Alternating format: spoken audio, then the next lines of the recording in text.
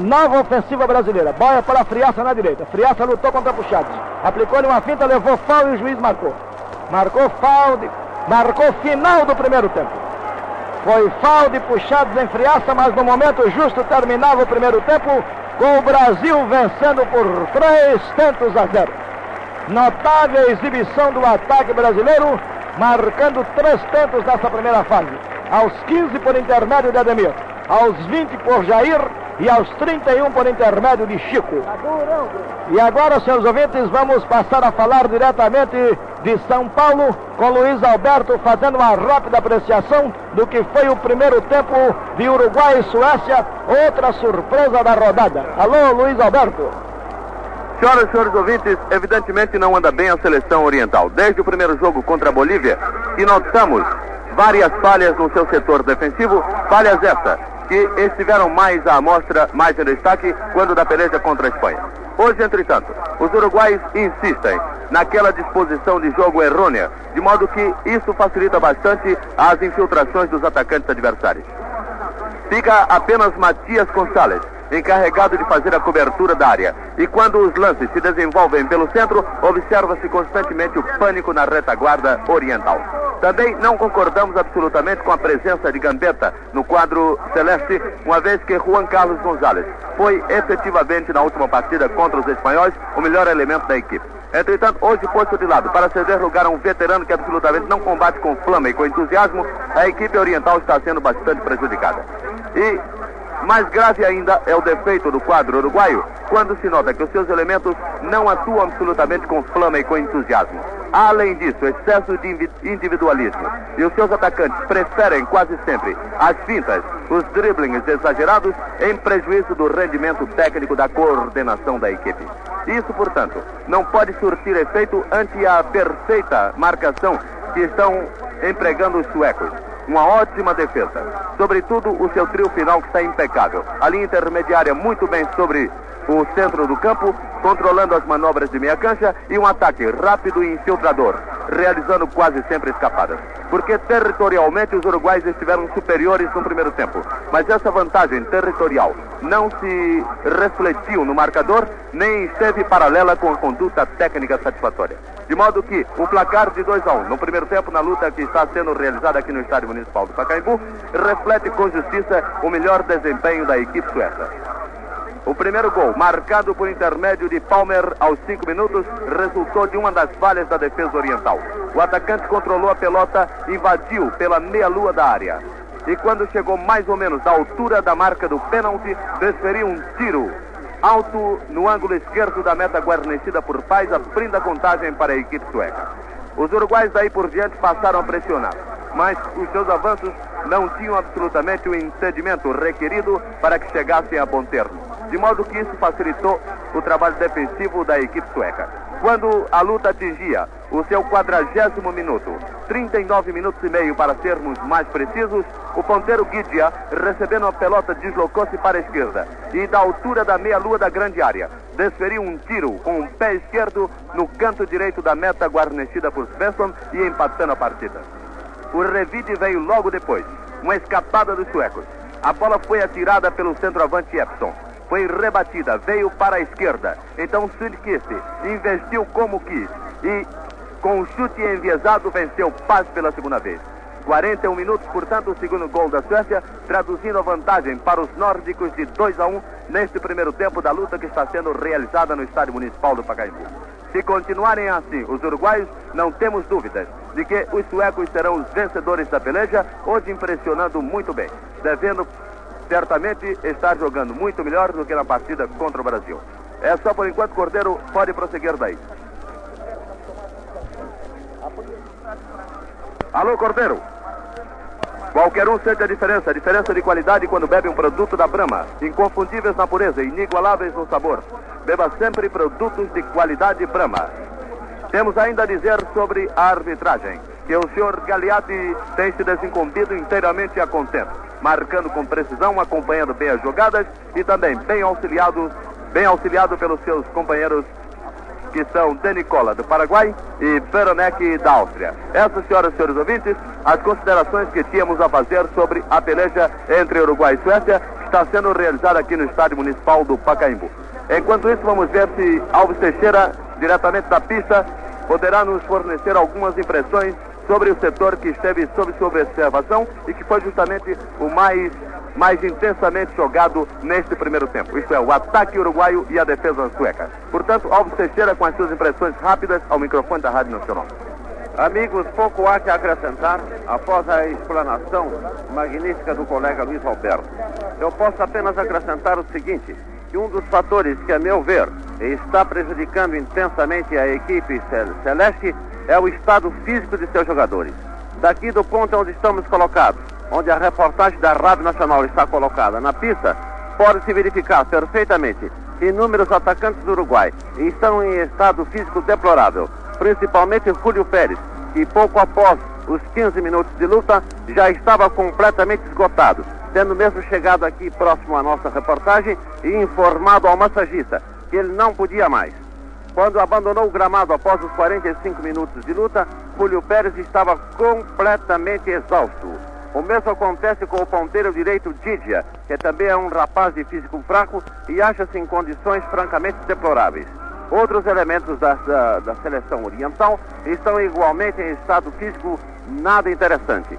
Portanto, um dos fatores, sem dúvida, importante e que tem levado a equipe celeste a resultados pouco interessantes nesta jornada do Campeonato do Mundo é o estado físico dos seus jogadores, que deixa muito a desejar, contrastando notavelmente com a equipe sueca, que apresenta jogadores em estado físico admirável, verdadeiros atletas, rapazes nutridos em condições magníficas para embates dessa natureza. Custa mesmo a crer que a equipe sueca que estamos assistindo jogar esta tarde aqui contra o Uruguai tenha sido batida de forma tão lamentável, tão espetacular pela seleção da Confederação Brasileira de Desportos. É o que tínhamos a acrescentar daqui, esperando que no próximo segundo tempo os uruguaios venham a reagir e, portanto, venha a se assistir um segundo tempo mais impressionante, um segundo tempo mais combativo. É só Luiz Alberto por enquanto. Muito obrigado, Alves Teixeira. E assim, diretamente da pista, o nosso colega da Rádio Bandeirantes, Alves Teixeira, que colabora com a reportagem da Rádio Nacional, estendeu algumas considerações sobre o primeiro tempo, focalizando, sem dúvida, um ponto interessante, que é justamente a precariedade do estado físico dos jogadores uruguaios. Bem, senhoras e senhores ouvintes, da nossa parte é só por enquanto. Volta à Rádio Nacional do Rio de Janeiro a falar diretamente do Estádio Municipal do Rio de Janeiro com Antônio Cordeiro e toda a equipe esportiva da Nacional. Alô, Cordeiro. Muito bem, e assim tivemos, senhores ouvintes, diretamente de São Paulo, as impressões de Luiz Alberto e Alves Teixeira sobre a sensacional peleja que ali também se trava entre uruguaios e suecos, com placar de 2-1 até agora a favor da Suécia, placar esse que favorece extraordinariamente a posição do Brasil nesse campeonato. Quem conhece cerveja exige, reclama, só bebe cerveja da Brahma. Mais concentradas porque são preparadas com ingredientes mais selecionados, as cervejas da Brahma são cerveja de qualidade. E agora atenção ao microfone, Pilar Drummond da Rádio Nacional e chefe da sessão de ação sobre o primeiro tempo da peleja. Senhoras e senhores ouvintes da Rádio Nacional, boa tarde. Brasil e Espanha, que nessa peleja hoje realizada aqui no estádio Mendes de Moraes. E até agora o panorama tem sido inteiramente favorável à representação brasileira, de vez que a equipe nacional está atuando perfeitamente à vontade, com aquele mesmo padrão de jogo apresentado contra a Suécia e que possibilitou uma vitória por um score alarmante. Aqui no estádio Mendes de Moraes, os brasileiros estão exercendo uma pressão sempre crescente sobre os espanhóis, que logo aos primeiros minutos demonstraram extraordinário nervosismo, abrindo brechas muito grandes na sua defesa e dando ensejo aqui à vanguarda brasileira pudesse avançar sempre e da maneira que entendia, até que conseguiu 3 tentos, um por intermédio de Edmir, outro por intermédio de Jair e outro por intermédio de Chico. Esses tentos foram conquistados graças às aberturas da defesa espanhola. Os ibéricos realmente jogam com os 2 backs muito abertos e recuado o seu center-half, de forma que possibilita ao trabalho sempre penetrante dos meias, que, por sua vez, dão chance aos seus companheiros de ataque a fazer um assédio constante ao gol adversário. E foi justamente disso que resultou a pressão absoluta, sem nenhum contraste, do ataque brasileiro sobre a defesa espanhola, que não teve forças, não pôde de forma alguma impedir que os brasileiros conseguissem esses 3 tentos logo no primeiro tempo da partida, o que deixa antever uma vitória, porque para que os espanhóis possam ganhar é necessário se torna que eles conquistem 4 tentos. Isso vamos considerar. A defesa brasileira é uma defesa que não deve nem pode deixar passar 4 tentos, de forma que nós podemos quase que assegurar, embora em futebol haja muita coisa, que a vitória do Brasil se concretizou nessa primeira fase. E se concretizou justamente pela superioridade do seu padrão técnico sobre o adversário, e ainda mais porque, contra a fúria espanhola, se antepôs o vendaval do quinteto atacante brasileiro, que arrasou tudo que encontrava pela frente, conseguindo 3 tentos, que são quase que uma garantia de vitória no placar e também a vitória neste campeonato do mundo. Porque, a julgar pelo desenvolvimento da peleja que está sendo realizada em São Paulo, em que os suecos surpreendentemente estão vencendo os uruguais por 2-0, se esses resultados se mantiverem até o 2-1 no momento, se esses resultados se mantiverem até o final, o Brasil se consagrará hoje, aqui no estádio Mendes de Moraes, campeão mundial de futebol em 1950.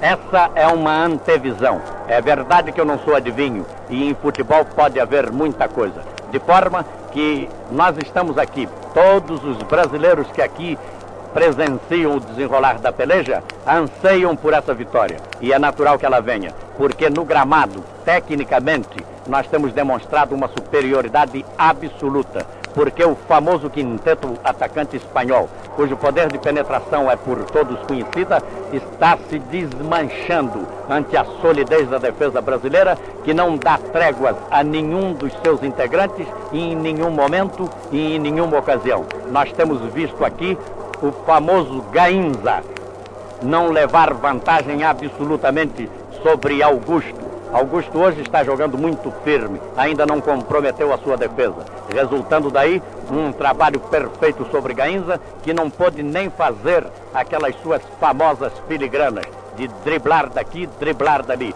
porque quando ele tenta uma finta sobre o robusto zagueiro nacional, ele dá uma entrada e acabou-se o baile. De forma que todo o quinteto atacante espanhol está jogando no mesmo diapasão. E esse diapasão ainda não foi bastante forte, ainda não alcançou ressonância suficiente para vencer a resistência da defesa brasileira, cuja coesão se mostrou evidente e positiva nessa primeira fase da peleja. Dessa forma, os brasileiros estão fazendo jus a esse placar, porque a sua linha média está atuando num só teor. Bigode, Danilo e Bauer não se mostram um superior ao outro, ao contrário, estão atuando no mesmo nível, enquanto que na vanguarda, se não estão os 5 no mesmo diapasão, porque Jair está jogando um pouquinho menos do que o habitual, apesar de ter conquistado um tento magistral, o nosso quinteto atacante, mesmo assim, está agindo com bastante perfeição, penetrando com precisão absoluta sobre o terreno adversário e demonstrando desde logo que para contê-lo é preciso haver uma defesa cerrada. E essa defesa cerrada, é bem verdade, foi tentada nessa primeira fase. De vez que o Gonçalo II tentou fazer a defesa cerrada sobre o Zizinho, mas os deslocamentos do terrível atacante brasileiro não permitiram que Gonçalo pudesse fazer a pretendida defesa cerrada, de maneira que esse intento dos espanhóis foi malogrado. E sendo malogrado, possibilitou aos nossos que fizessem o jogo dentro do seu próprio terreno, levando, portanto, vantagem os brasileiros não só na parte técnica, como também na parte territorial, de vez que eles jogaram sempre dentro do terreno adversário, dando um trabalho insano à defesa ibérica, que, embora se desdobrando, não pôde evitar que 3 tentos fossem marcados e todos eles magistralmente conquistados. Um por Ademir, muito bom, muito bem feito, aos 15 minutos. Outro por Jair, aos 20 minutos, com um pelotaço de fora da área, que Ramalhede ainda conseguiu pôr as mãos, mas que foi se aninhar nas suas redes. E o terceiro, de Chico, Um gol incrível, depois de um melé também incrível na porta do gol de Ramalhete. Isso foi tudo quanto eu vi nessa primeira fase do jogo entre brasileiros e ibéricos. E agora, uma vez que já estão os jogadores alinhados em campo, eu vou passar o microfone a Antônio Cordeiro para detalhar para os ouvintes da Rádio Nacional o transcorrer dessa peleja. Agora com vocês, Antônio Cordeiro. Alô, Cordeiro. Fala, Luiz. Começou aqui em São Paulo o segundo tempo da peleja Suécia e Uruguai. Já temos 3 minutos do segundo tempo, é só. Muito bem, também foi reiniciado o encontro Brasil e Espanha no Estádio Municipal, no ataque aos brasileiros. Por intermédio de Ademir, que não consegue cabecear, e a pelota ficou para Parra, que atrás então para Ramalhete. Atirou o arqueiro espanhol, bola para Gainza. Gainza consegue enganar Bauer, mas perde agora para Zizinho, que atrasa para Augusto. Rebateu muito bem Augusto, a pelota foi ter a Ademir, perdeu porém para Parra. Recupera Zizinho, o juiz consigna foul de Ademir em Parra, na altura da linha intermediária espanhola. 3-0 ganha o Brasil.